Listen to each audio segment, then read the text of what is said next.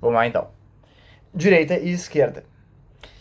Nesse vídeo, vou tentar mostrar como a polarização política atual não faz sentido e como os conceitos de direita e esquerda não significam mais tanto assim e limitam muito a nossa compreensão da política.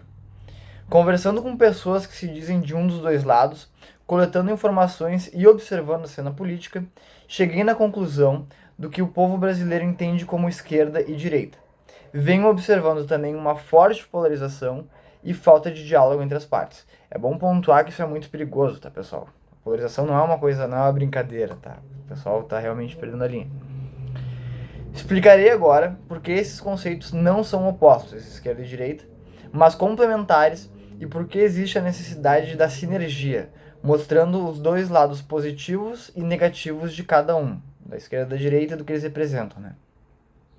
Essa é uma tentativa de ajudar a política brasileira sem me meter no Congresso. Na pior das hipóteses, só vai ser mais um vídeo de política idiota na internet. Então vamos lá. Eu vou primeiro falar sobre a definição original do que é direita e esquerda, de como surgiu e tal. Não vou dar muita história, só vou falar a definição. E depois a definição do que eu entendo de como o pessoal do Brasil enxerga. E por que é importante que a gente pense como eles enxergam e não a definição conceitual? Porque quando tu te diz de direita ou de esquerda, tu não tá falando a partir de uma filosofia de vida necessariamente estudada academicamente. Tu tá falando que tu entende, que é tipo uma coisa que te direciona a partir da tua própria perspectiva. Então, conversando com as pessoas dos dois lados e, tipo, dando uma estudada nessa parada nos livros e fora deles, enfim, vídeos e enfim, observando a realidade, foi essa conclusão que eu cheguei. Primeiro vamos para a definição original, que ela vem da Revolução Francesa, tá? Em que o poder político, ele era basicamente dividido em direita e esquerda, literalmente, tá? Tinha o pessoal que no Congresso, lá no Parlamento, o da esquerda era o pessoal liberal e o da direita era o pessoal conservador. Tá? O que significa conservadorismo? Resumidamente, tá? O que o conservadorismo busca é manter o status quo. Ele prima pela manutenção do que está em vigência e pela ordem atual na sociedade. Ou seja, manter o que está rolando.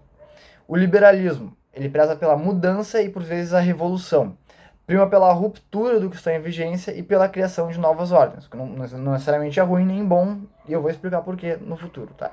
No futuro, no caso desse vídeo mesmo. Tá, agora a definição no Brasil de direita e esquerda que eu observei. Tá? Eu posso. É limitado o que eu vou falar, é resumido, não daria pra fazer num vídeo explicar todo esse bagulho, mas eu fiz o meu melhor aqui, tá? O que se entende por direita no Brasil? Liberdade individual, foco na economia capitalista e na iniciativa privada, por consequência, e Estado reduzido. Esquerda, igualdade social, inclusão e amparo aos menos favorecidos e estatização. Tá? E lembra que eu vou explorar. Agora vamos abordar os lados positivo e negativo de cada um, levando em consideração o que o positivo seria a expressão do ideal. Então, assim, digamos que a gente vai falar de conservadorismo, eu vou explicar o que positivamente o conservadorismo é, como ideal a ser alcançado, e o negativo, que é o que ocorre quando tal ideal é corrompido ou deturpado.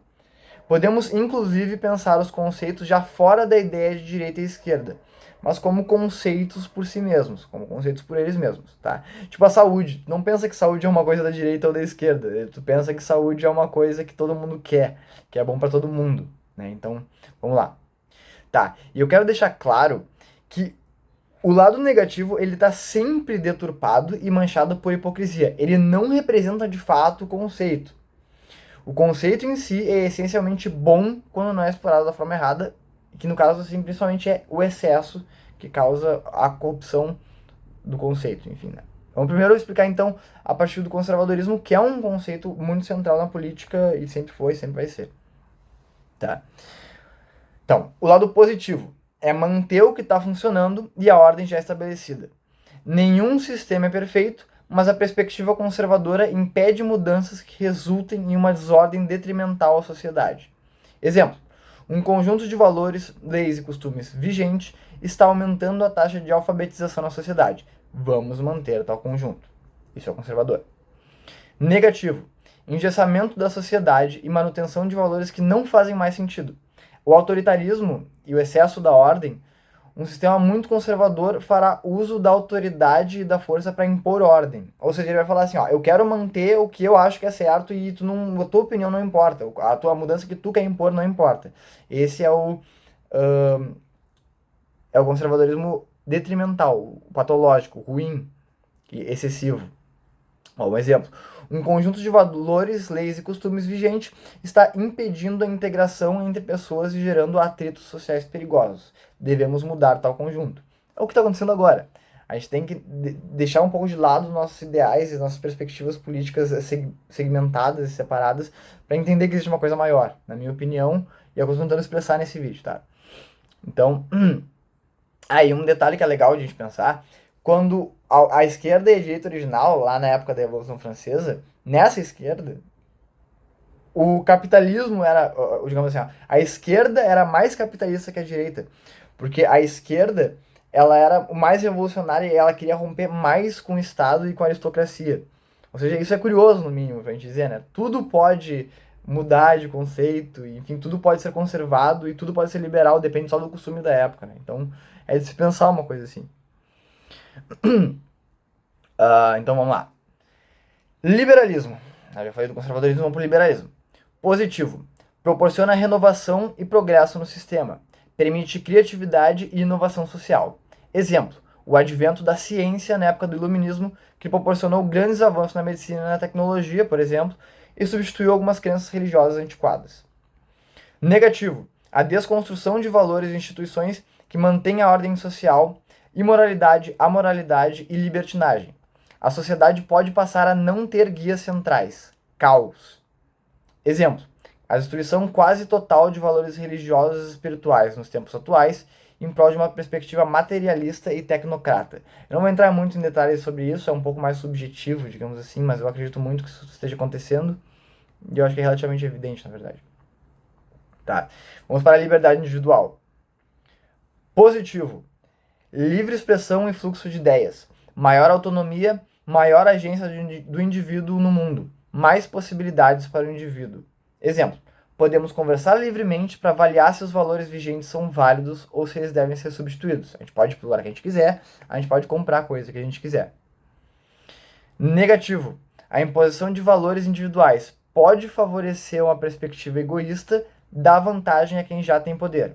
Exemplo, no caso de não existirem leis, um exemplo meio extremo, mas acho que dá para dizer, de certa maneira, a livre disseminação do discurso de ódio ou a escravidão acabam se tornando possíveis. Só que vamos deixar isso bem claro. Se tu diz que tu é a favor da liberdade individual e tu tenta, digamos assim, escravizar ou prender ou, enfim, limitar a liberdade individual de outro grupo de seres humanos, tu não é a favor da liberdade individual e tu é hipócrita. Por isso que eu falei, todos os negativos que a gente está vendo aqui, eles só existem na presença da hipocrisia humana. Porque e da exploração inadequada desse conceito, que é basicamente partindo da hipocrisia.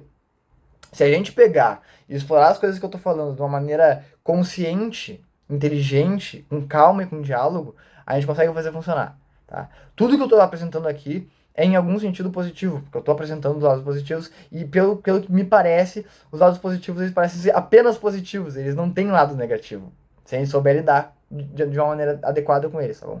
Vamos continuar aqui. O próximo é igualdade social. Positivo. Todos podem buscar seu potencial sem desequilíbrios sociais. Igual oportunidade, harmonia entre os grupos, menos miséria e menos violência. Ou, idealmente, nenhuma miséria e nenhuma violência. Exemplo. Pessoas de diferentes etnias e situações econômicas podendo explorar o seu potencial através de uma educação e uma saúde de qualidade. Tá? Acho que eu não preciso entrar muito em detalhes, todo mundo precisa de saúde para conseguir alcançar alguma coisa, tá ligado? Se tu realmente não tem saúde, fica muito mais difícil. E educação é a mesma coisa. Negativo. Redução da individualidade, pensamento de bando, no caso, aumento do pensamento de bando, uso da retórica desonesta por parte dos políticos para controlar grupos, menor incentivo para a busca do mérito e da individuação. Não vou entrar em detalhe no que é individuação, mas pesquisa isso se quiser saber. Exemplo, o Estado impõe a igualdade, limitando escolhas e o potencial crescimento do indivíduo, e em casos graves, tomando a sua propriedade. Isso aconteceu na União Soviética, acontece em alguns lugares ainda hoje, que, tipo assim, o pessoal tinha, digamos, terras, o pessoal que não necessariamente era rico, por sinal, às vezes o pessoal até pobre, e o Estado tomando a terra deles para usar para si, e não necessariamente de uma maneira adequada. Então pensa que a tua família lá viveu naquela terra por, 4, 5, 6, 10 gerações, e chega o Estado e fala, não, agora isso aqui, em nome da igualdade, é nosso. Sim, é meio complicado, entendeu? Tipo, te coloca nessa posição e imagina tu sendo, enfim, expulso da tua própria casa. Então vamos continuar aqui, falta se pondo, tem que ser rápido. Foco na economia. Positivo. Sistema baseado na troca livre e na meritocracia. O indivíduo é responsável pelo próprio progresso e, no processo, gera algo de valor para a sociedade. Reflete os interesses diretos dos grupos e possui burocracia reduzida. Exemplo. A pessoa é encorajada a empreender, criar coisas novas e lucrar com isso. O lucro pode ser positivo, pois é basicamente produto do esforço do indivíduo. Produto esse, o dinheiro, que será usado para encorajar outras pessoas em outros empreendimentos ou na expansão de ideias do próprio indivíduo. Quero lembrar o pessoal, ou pelo menos informar vocês, tem muita gente que tem essa ideia de que o lucro é tu tirar o dinheiro de uma pessoa que fica mais pobre e dar para outra. Não é o caso, não precisa ser o caso, ou melhor dizendo, pode ser o caso, mas não precisa ser o caso. A humanidade ela é capaz sim de gerar riqueza sem que ninguém saia perdendo. Olha algumas coisas que a gente tem, por exemplo, luz elétrica, saneamento básico. Teve um momento da humanidade que ninguém tinha isso, ninguém, ponto. A gente pode dizer, hoje em dia ainda tem pessoas que não têm, e a gente pode dizer que as pessoas que têm são pessoas mais ricas, elas têm mais conforto, elas têm acesso a coisas, assim, enfim, um estilo de vida e uma qualidade de vida muito superior por causa dessas coisas.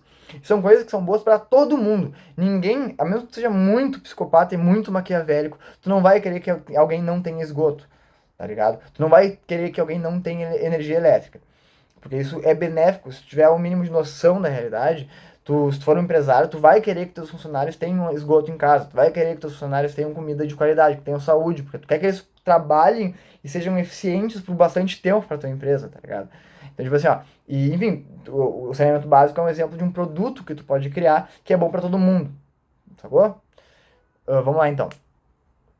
Então, o lado negativo. O acúmulo de capital pode ser usado para limitar a concorrência entre os indivíduos, a livre concorrência, e a busca pelo lucro pode desconsiderar a humanidade e consequências futuras. Então, acho que é autoexplicativo. Se tiver exemplo. Um indivíduo que ganhou ou herdou o capital pode utilizá-lo para impedir o crescimento de outros. Uma empresa pode comprar outras menores ou manipular o mercado e a propaganda, ou seja, a opinião pública, para impedir a concorrência. O indivíduo pode não se preocupar com danos ambientais. Então, principalmente em relação ao futuro, o pessoal às vezes esquece que existe um futuro, tá ligado? E que o futuro ele é indeterminadamente longo. Então a gente tem que tomar alguns cuidados, levando em conta o futuro. Agora, fechando aqui, estatização. Positivo. Oferece oportunidade para quem o acesso de capital é limitado ou complicado. Facilita a ordenação dos gastos com coisas essenciais que todos necessitam, saneamento básico, energia, por exemplo. E permite a ação do povo na lei. Exemplo. Em um Estado que funciona de forma eficiente, existe uma distribuição de recursos facilitada na direção dos que não têm condições de utilizar bons recursos privados. A falta de saúde, energia e educação, por exemplo, pode minar a chance de um indivíduo de ascender socialmente. E claramente isso é ruim para todo mundo. Isso é ruim para todo mundo. Eu não vou entrar em muitos detalhes aqui, mas a economia, o sistema capitalista, não se beneficia com falta de educação, com falta de saúde, com falta de saneamento básico, com falta de energia elétrica, tipo assim. Pelo contrário, digamos assim, a única hipótese real de alguém se beneficiar com isso é se tu de fato for uma pessoa, um indivíduo ou um conjunto limitado de indivíduos que é maquiavélico, que é uma pessoa ruim, de espírito ruim, que quer realmente controlar os outros. Mas isso não é característica específica do capitalismo, isso não é uma coisa que acontece só pelo advento do dinheiro, isso é uma constante histórica.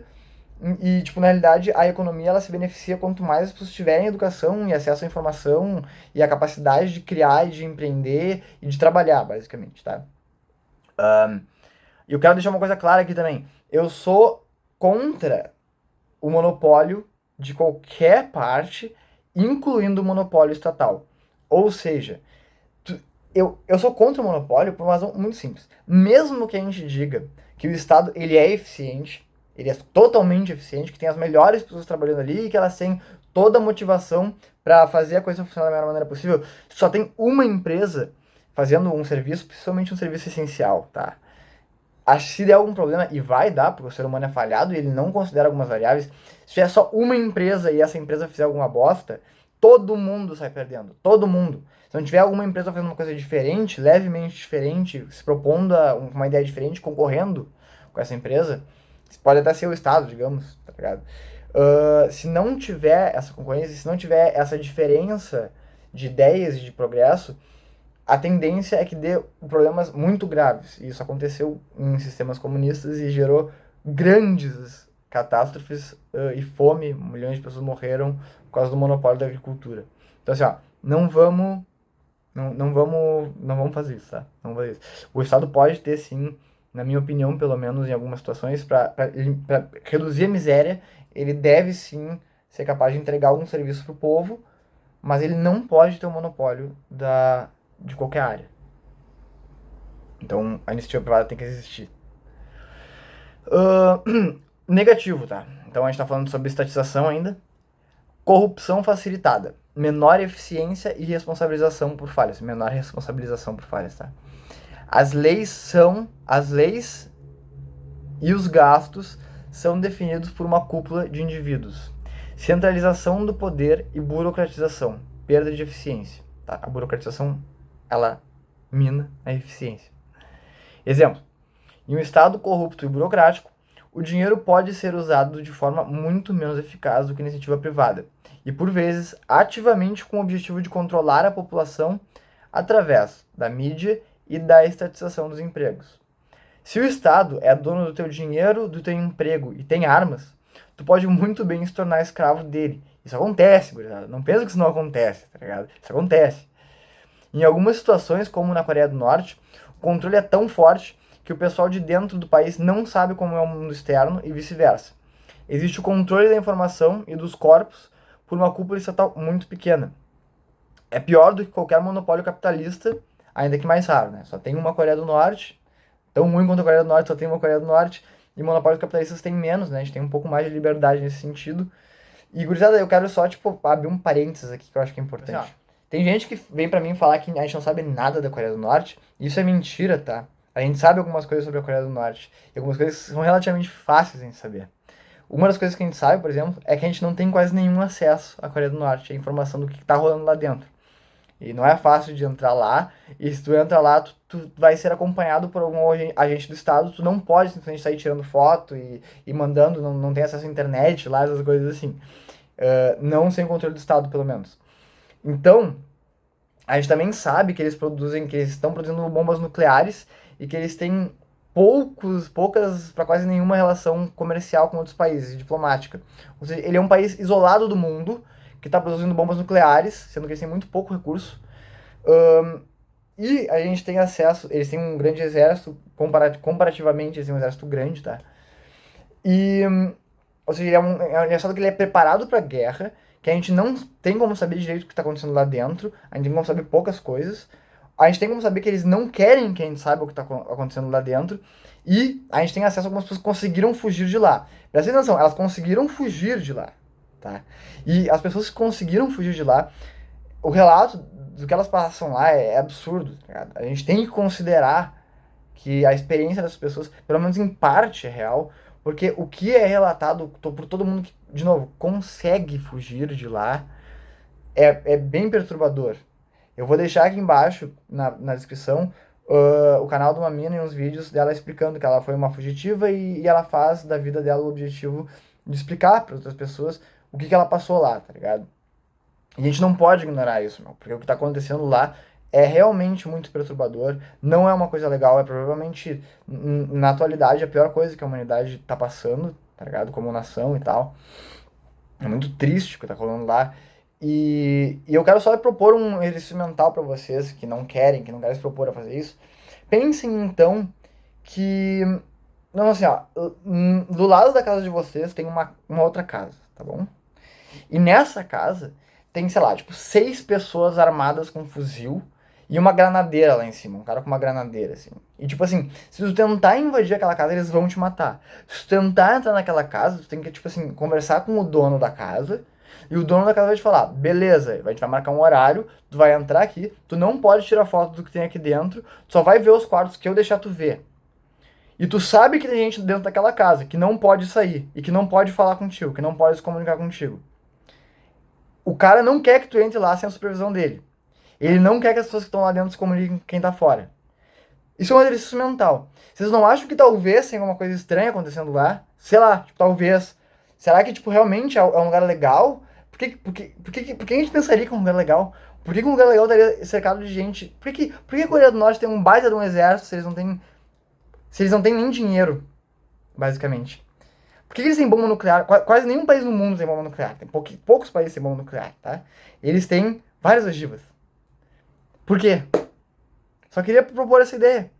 Sei lá, tipo assim, eu acho que não é tão bom assim, tá? E agora eu vou concluir o vídeo, que ele tá ficando bem longo já. Mas azar, é a vida. As coisas não são simples. A gente tem que entender isso. Tá. Então, conclusão agora. De forma geral, os lados positivos da esquerda e da direita não se anulam. Eles não se anulam. Eles são complementares. Como tudo na vida, existe a necessidade de um equilíbrio entre as forças, pois o excesso de uma delas causa deturpação do ideal.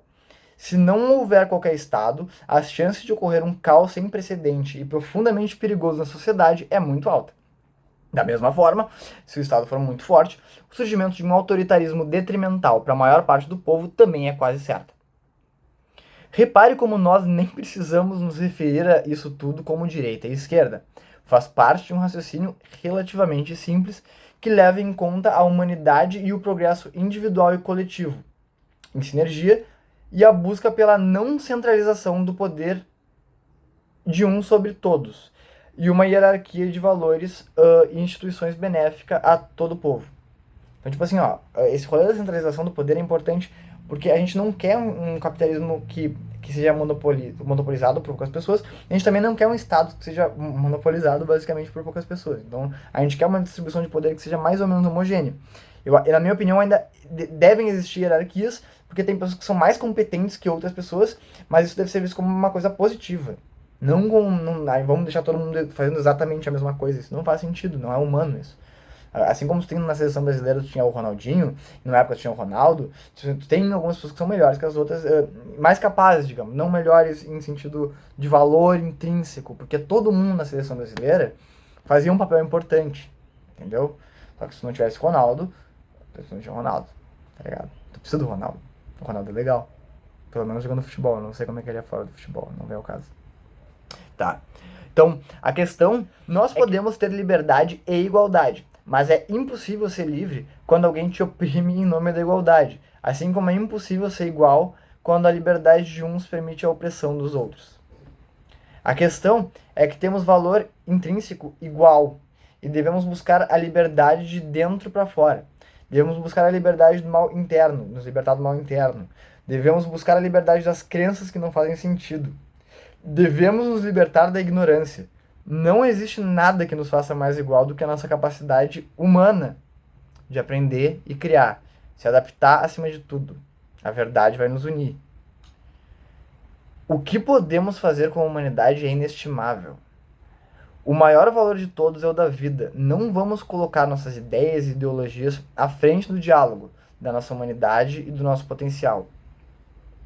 Um dos maiores ensinamentos do Buda, do estoicismo e de toda a vida saudável é que nenhum excesso faz bem. Esse é o caminho do meio.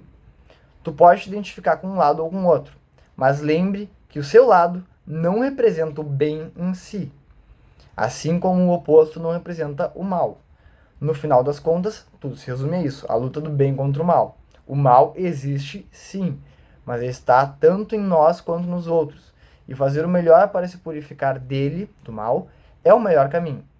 Não confie o bem a quem tu não conhece. Não se esqueça que os políticos são indivíduos falhados como eu, tu e todo mundo dos dois lados. E que a sede por poder é uma motivação muito forte no ser humano. Tá, gurizada? Tipo assim, é sério isso, tá ligado?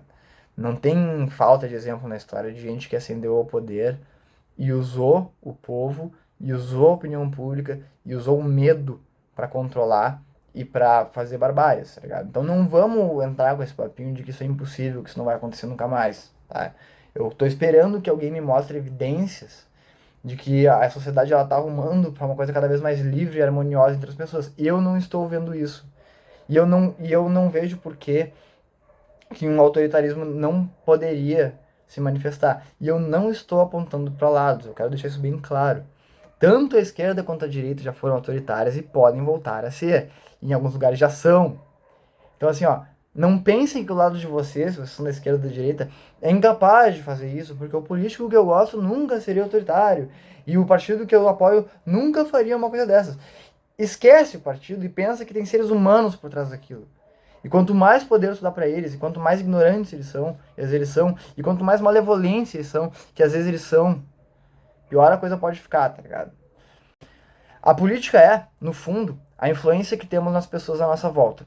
É a maneira como nos comportamos com nossos familiares, amigos, conhecidos e desconhecidos. A maneira como influenciamos e o exemplo que somos. A política se resume sim ao poder, mas esse poder pode ser voltado ao bem ou pode ser voltado ao mal. Não à esquerda ou à direita.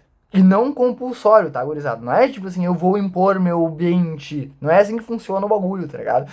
Porque no momento que tu tá tendo que bater numa pessoa pra convencer que tu tá certo, tu não tá certo, tá ligado? No momento que tu tá tendo que prender uma pessoa pra convencer ela de que o teu lado é o correto, tu não tá no lado correto, tá ligado? Só deixando claro isso. Então a política se resume sim ao poder, mas esse poder ele pode ser voltado ao bem ou pode ser voltado ao mal, não à esquerda ou à direita. E tu sabe muito mais de ti mesmo do que em quem tu votou. E tu tem muito mais controle sobre ti do que em quem tu votou. Então melhor não deixar quem tu votou ter controle sobre ti. Tomem cuidado com a polarização, gurizada. Nós estamos vivendo a história e para sempre estaremos, até o fim dela. Só deixando claro que a gente faz a história, tá ligado? E que, tipo, a gente pode acabar com ela. Tipo, a gente é a história, tá ligado? E, tipo, pensar que quem não lembra a história tá fadado a repetir ela, tá ligado? E eu não quero que isso aconteça, porque a gente já fez muita coisa horrível. E repetir essas coisas horríveis não é necessário. A gente pode aprender com as coisas horríveis do passado. Mas enfim, é isso aí, eu acho. Acho que acabou o texto aqui. Eu vou deixar umas frasezinhas do Nietzsche, que é um cara que eu gosto bastante.